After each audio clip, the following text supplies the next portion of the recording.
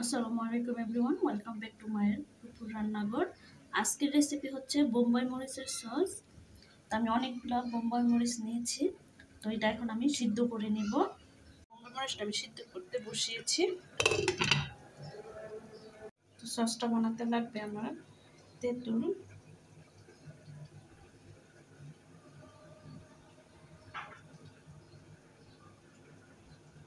চিনি, যেহেতু আমি সসটা অনেকদিন রাখবো সেই জন্য ভিনেগার ব্যবহার করবো আমি। তো আমি এখন তেঁতুলের কাপ তৈরি করে নেব। টমেটো পানি দিয়ে দেব, তেঁতুলটা অনেকক্ষণ ভিজিয়ে রাখবো।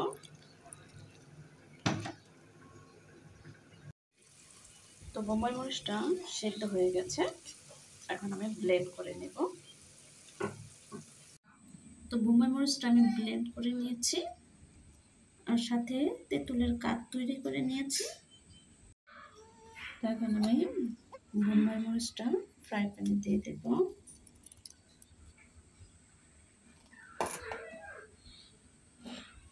দিয়ে দেব তেঁতুলের কাপ, আর দিয়ে দেব চিনি,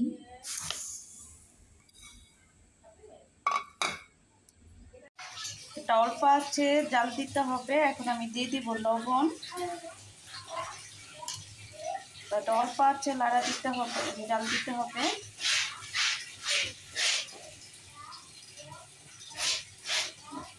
তো এখন দিয়ে দিব ভিনেগার,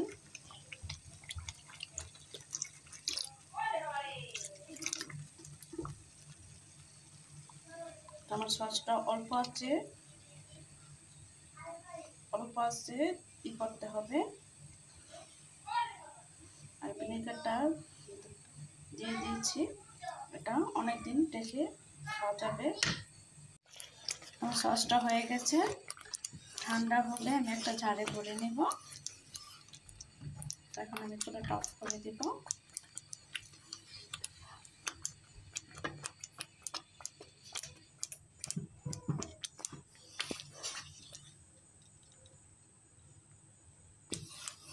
হয়ে গেছে বোম্বাই মরিচের সসটা হয়ে গেছে। ভালো লাগলে অবশ্যই লাইক কমেন্ট শেয়ার করে দেবেন। তো আল্লাহ হাফেজ।